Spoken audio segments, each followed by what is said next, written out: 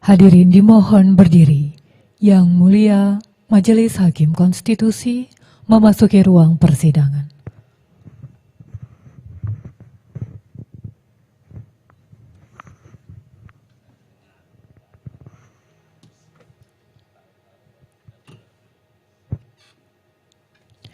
Hadirin disilakan duduk kembali.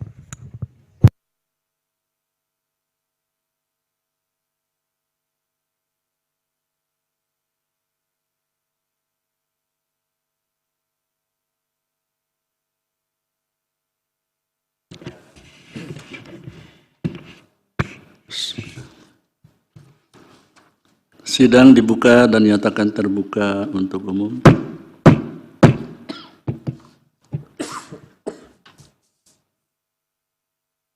Selamat sore. Jadi hari ini sidang perbaikan ya, untuk perkara nomor 4 tahun 2024. Siapa yang hadir sendiri ya? Hadir sendiri yang mulia pemohon Diding Jalaluddin. Diding Jalaluddin ya? Betul. Ya, baik. Ada yang diperbaiki sesuai dengan catatan dari para yang mulia? Silakan.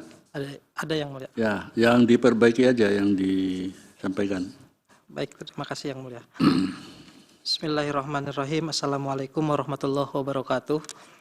Selamat sore dan salam sejahtera untuk kita semua. Yang mulia para majelis panel Mahkamah Konstitusi, sesuai dengan nasihat dari Yang Mulia panel pada sidang yang lalu, pemohon telah berusaha untuk memperbaiki permohonan ini agar sesuai dengan apa yang dinasihatkan oleh majelis panel. Pada saat ini pemohon izin menyampaikan hal-hal yang diperbaiki saja dalam permohonan ini.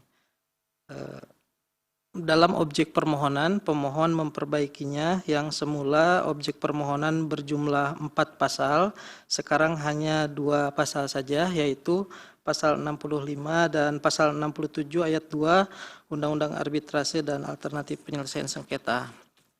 Kemudian dalam kewenangan Mahkamah Konstitusi tidak ada perbaikan. Kemudian dalam 5 syarat yang menjadi parameter adanya hak dan atau kerugian konstitusional pemohon yang dirugikan, pemohon melakukan beberapa perbaikan.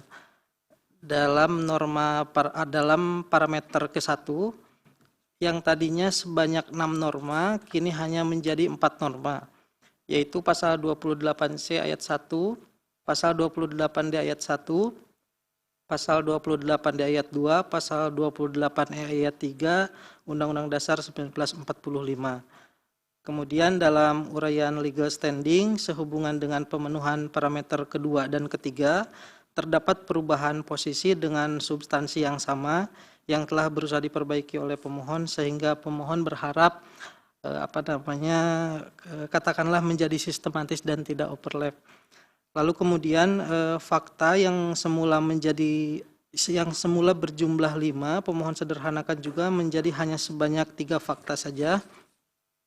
Kemudian pemohon langsung pada kerugian hak konstitusional pemohon yang sebagaimana nasihat dari Yang Mulia Dr. Daniel dan Prof. Guntur. Fakta ke-1 dianggap dibacakan. Kemudian fakta kedua, tidak diaturnya kewajiban Pengadilan Negeri Jakarta Pusat untuk memberitahukan mengenai pendaftaran putusan arbitrase internasional yang seharusnya dimuat dalam pasal 65 Undang-Undang Arbitrase dan APS telah merugikan hak konstitusional pemohon sebagai kuasa hukum para pihak yang berkepentingan. Hal tersebut bertentangan dengan pasal 28D ayat 1 Undang-Undang Dasar 1945. Kemudian pemohon menambahkan argumentasi di halaman 10 angka 13 bahwa Indonesia merupakan negara hukum yang berakibat pada segala aspek kehidupan harus diatur dan didasarkan pada peraturan perundang-undangan, sehingga tidak diaturnya aturan yang mewajibkan Pengadilan Negeri Jakarta Pusat untuk memberitahukan mengenai pendaftaran putusan arbitrase internasional yang seharusnya dimuat dalam pasal 65 Undang-Undang Arbitrase dan APS nyata-nyata telah bertentangan dengan pasal 1 ayat 3 Undang-Undang Dasar 1945. Kemudian fakta kedua Fakta ketiga, mohon maaf, terkait permohonan eksekuatur yang menurut petugas Pengadilan Negeri Jakarta Pusat harus melampirkan berkas berupa surat permohonan eksekuatur dan surat-surat sebagaimana ditentukan dalam pasal 67 ayat 2 dan pengajuan permohonan eksekusi / pelaksanaan putusan arbitrasi internasional tersebut dengan surat terpisah dan melampirkan surat permohonan eksekusi dan surat-surat yang ditentukan dalam pasal 67 ayat 2. Padahal permohonan eksekuatur dalam peraturan yang saat ini berlaku hanya disyaratkan tidak disyaratkan harus melengkapi persyaratan tersebut. Pemohon ulangi, padahal permohonan eksekuatur dalam peraturan yang saat ini berlaku tidak disyaratkan harus melengkapi persyaratan sebagaimana yang diatur dalam pasal 67 ayat 2 Undang-Undang Arbitrase dan APS.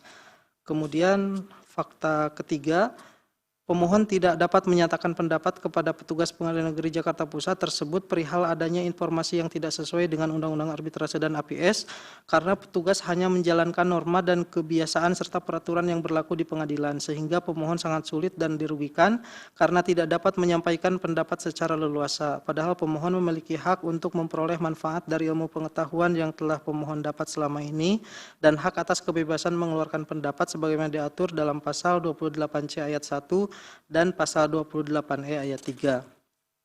Kemudian terkait pertentangan antara pemohon selaku kuasa hukum, pertentangan pendapat dalam hal ini seringkali terjadi, terutama dalam arbitrase.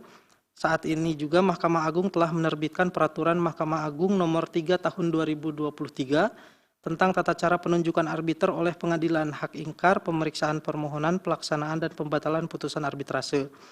Dalam Perma 3 2023 ini diatur sependek bacaan pemohon telah mengatur hal-hal yang belum diatur dan hal-hal yang bertentangan dengan Undang-Undang Arbitrase dan APS. Yang ini akan memperpanjang pertentangan pendapat antara pemohon dengan petugas pengadilan. Misalnya, pemohon ambil contoh dalam pasal 26 ayat 1 Perma 3 2023 yang berbunyi, putusan permohonan pembatalan putusan arbitrase / arbitrase syariah diucapkan paling lambat 30 hari sejak permohonan dibacakan dalam persidangan secara langsung atau elektronik. Hal ini bertentangan dengan pasal 72 ayat 3 Undang-Undang Arbitrase dan APS yang secara hierarkis lebih tinggi dari Perma, yang berbunyi putusan atas permohonan pembatalan ditetapkan oleh Ketua Pengadilan Negeri dalam waktu paling lama 30 hari sejak permohonan sebagaimana dimaksud dalam ayat 1 diterima. Kondisi ini sebagaimana yang telah disampaikan pemohon tadi akan memperpanjang pertentangan pendapat antara pemohon dengan pihak pengadilan. Kemudian, namun Perma ini pemohon nyatakan tidak memiliki korelasi sebenarnya dengan permohonan ini, tidak keterkaitan secara langsung. Kemudian di parameter keempat dan kelima tidak ada perubahan. Ada pemohon ada sedikit salah ketik di posita halaman 15 angka 11 dan 12. Norma ketentuan pasal 65 dan pasal 67 ayat 2 Undang-Undang Arbitrase dan APS tidak lengkap, rancu, salah posisi, tidak sistematis, dan terlalu berlebihan sehingga menimbulkan ambiguitas. Hal tersebut dikarenakan perumusan norma dalam ketentuan dimaksud dilakukan dengan cara yang tidak sistematis. Oleh karena norma dalam ketiga, seharusnya ini kedua bukan ketiga yang mulia. Oleh karena norma dalam kedua posisi ketentuan tersebut mengandung unsur tidak lengkap, rancu dan salah posisi sehingga menimbulkan ambiguitas dan adanya ketidakpastian hukum, bertentangan dengan pasal 28D ayat 1 Undang-Undang Dasar 1945. Selanjutnya, menurut pemohon, suatu pedoman teknis dalam pembentukan peraturan perundang-undangan sangat penting agar norma dan materi muatan yang terkandung dalam peraturan perundang-undangan tersebut dapat dipastikan tidak akan menimbulkan kerugian konstitusional bagi masyarakat setelah diundangkan. Dengan demikian, otoritas pembentuk peraturan perundang-undangan tidak gegabah dalam proses legislasi. Jangan sampai terucap perkataan yang mengatakan bahwa jika tidak puas dengan peraturan yang ada, silahkan uji di Mahkamah Konstitusi atau di Mahkamah Agung. Justru sebaliknya, otoritas pembentuk peraturan perundang-undangan harus dapat memastikan bahwa peraturan perundang-undangan yang telah disusun tidak terdapat celah sedikit pun untuk dilakukan pengujian baik di Mahkamah Konstitusi maupun di Mahkamah Agung. Namun kita harus sadari bahwa undang-undang tentang arbitrase dan APS ini lebih duluan lahir daripada undang-undang pembentukan peraturan perundang-undangan sendiri, di mana undang-undang pembentukan peraturan perundang-undangan pertama kali dibentuk pada tahun 2004 melalui Undang-Undang Nomor 10 Tahun 2004. Kemudian dalam Undang-Undang Pembentukan Peraturan Perundang-undangan yang baru terdapat asas kejelasan rumusan, yaitu setiap peraturan perundang-undangan harus memenuhi persyaratan teknis penyusunan peraturan perundang-undangan, sistematika, pilihan kata atau istilah, serta bahasa hukum yang jelas dan mudah dimengerti, sehingga tidak menimbulkan berbagai macam interpretasi dalam pelaksanaannya. Dengan demikian, norma ketentuan pasal 65 dan pasal 67 ayat 2 Undang-Undang Arbitrase dan APS yang ternyata tidak lengkap, belum sempurna, dan salah posisi harus segera dilakukan perbaikan oleh Mahkamah Konstitusi, baik dengan mereposisi norma ketentuan maupun menambah rumusan norma baru sehingga sistematis yang kemudian akan memulihkan hak konstitusional pemohon dan warga negara lainnya. Kemudian pemohon memperkuat argumentasi pemohon itu dengan mengutip pendapat dari Profesor Maria Parida Indrati, kemudian dari Rahayu, dan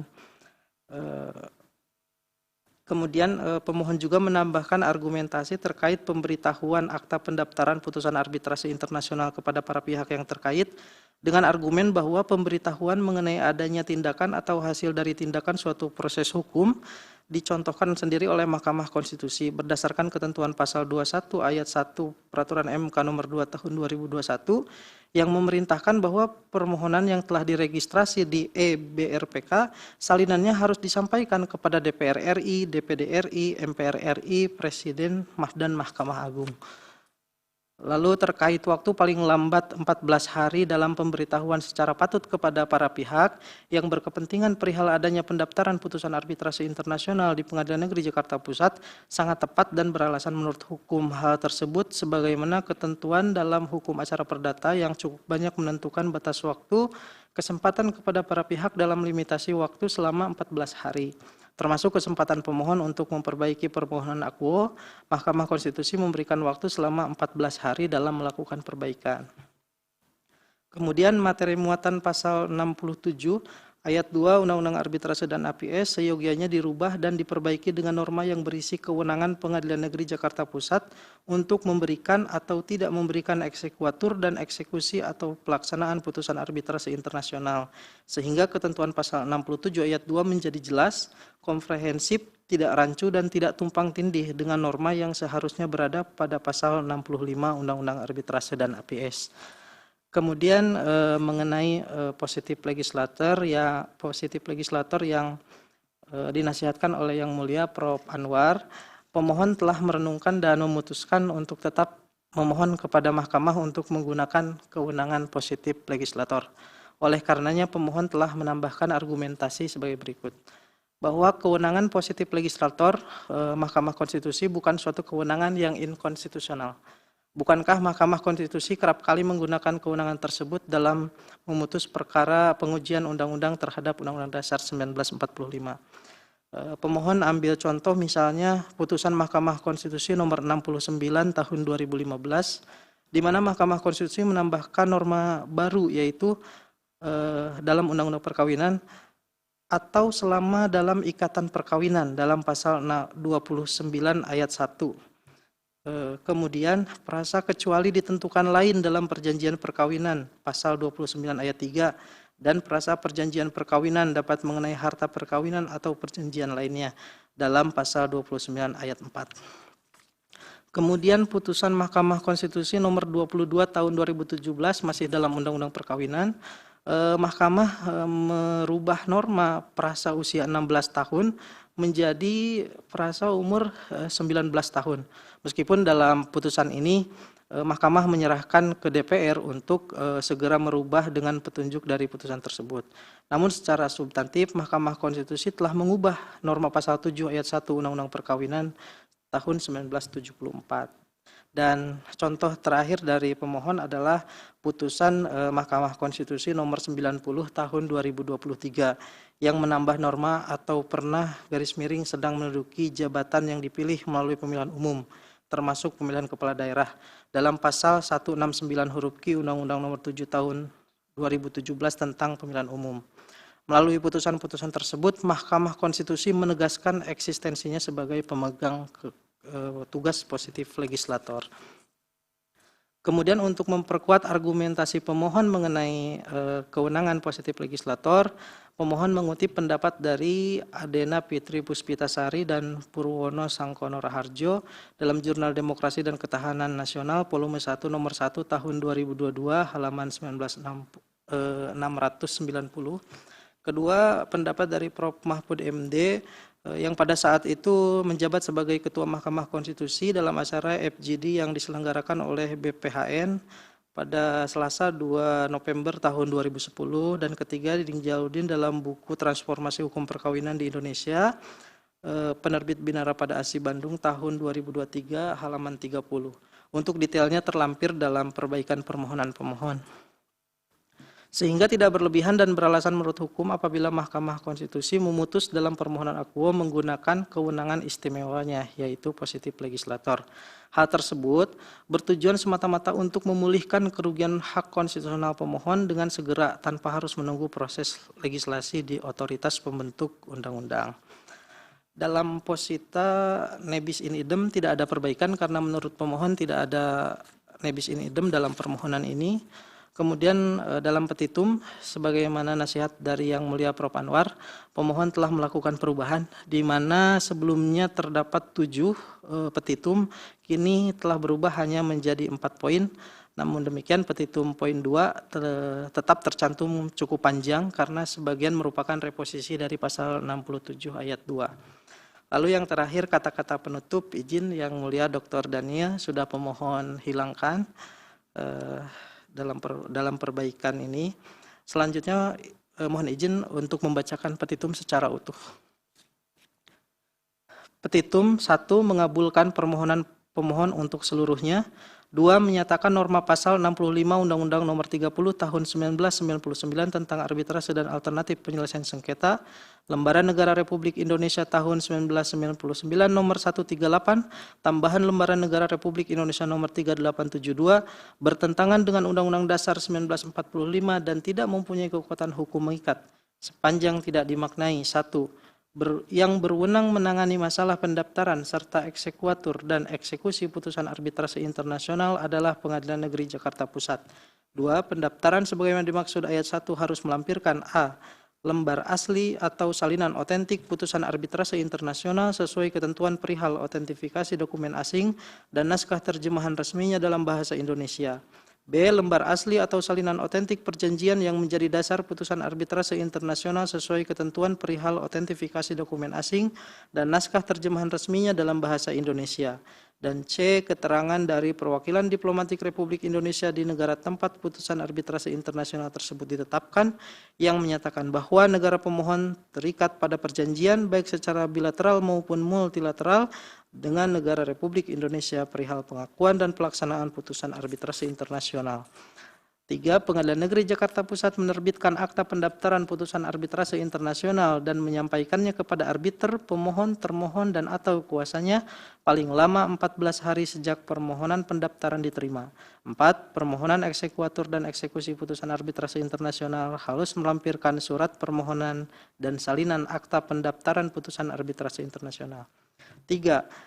Menyatakan norma pasal 67 ayat 2 Undang-Undang nomor 30 tahun 1999 tentang arbitrase dan alternatif penyelesaian sengketa Lembaran Negara Republik Indonesia tahun 1999 nomor 138 tambahan Lembaran Negara Republik Indonesia nomor 3872 bertentangan dengan Undang-Undang Dasar 1945 dan tidak mempunyai kekuatan hukum mengikat sepanjang tidak dimaknai. 2. Terhadap permohonan eksekuatur dan eksekusi putusan arbitrase internasional sebagaimana di ketentuan pasal 66 huruf D, Ketua Pengadilan Negeri dapat menerima dengan memberikan eksekuatur sekaligus perintah pelaksanaan garis miring eksekusi putusan atau menolak permohonan tersebut dengan memperhatikan ketentuan pasal 66 undang-undang ini. 4. Memerintahkan untuk memuat putusan ini dalam Berita Negara Republik Indonesia sebagaimana mestinya atau apabila ketua dan atau majelis hakim Mahkamah Konstitusi berpendapat lain, mohon putusan yang seadil-adilnya. Ex equo bono. Demikian yang mulia perbaikan dari permohonan pemohon ini. Terima kasih atas kesempatannya. Wabillahi taufiq wal hidayah. Wassalamualaikum warahmatullahi wabarakatuh. Assalamualaikum. Jadi semua masukan dari Yang Mulia Majelis Panel sudah ditanggapi ya. Betul, Yang Ya, Mulia. baik. Ada tambahan? Ada tambahan? Iya, ada konfirmasi sedikit ya dari Yang Mulia Prof. Guntur. Ya, baik. Terima kasih Yang Mulia Pak Ketua, Saudara pemohon ya. Jadi konfirmasi saya mau nanya, ini di petitum saudara yang sudah diperbaiki itu mengubah ya dari yang pasal 65 ini ya, dalam kaitannya dengan pasal 65 itu saudara mengubah dari yang tadinya menyatakan mengenai masalah pengakuan dan pelaksanaan putusan arbitrasi, betul ya, internasional, menjadi ya masalah pendaftaran serta eksekuator dan eksekusi. Betul. Betul ya? Betul. Nah, bisa saudara tunjukkan ke saya di poin mana, di butir mana alasan saudara untuk mengatakan pengakuan itu saudara hilangkan karena apa? Izin Yang Mulia, kalau tidak salah pengakuan itu Ada di butir mana? Saya cuma mau konfirmasi saja ini, ya, menyangkut saudara apakah sudah seperti itu atau gimana? Ada di butir poin penjelasan menyangkut itu, dihilangkannya pengakuan itu.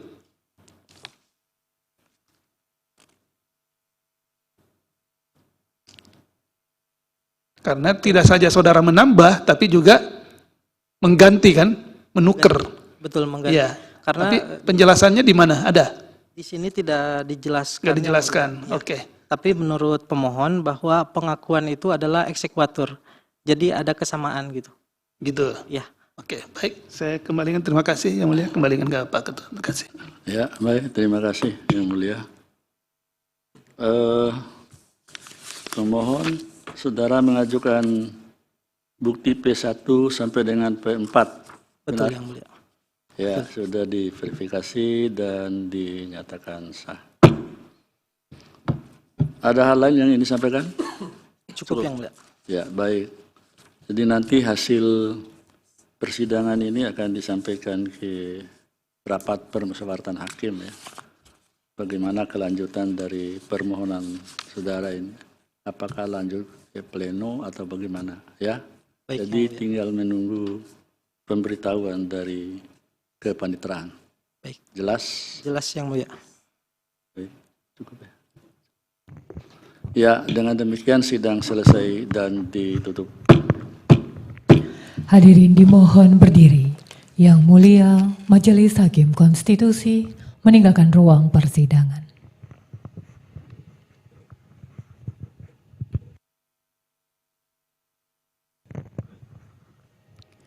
Hadirin disilakan duduk kembali.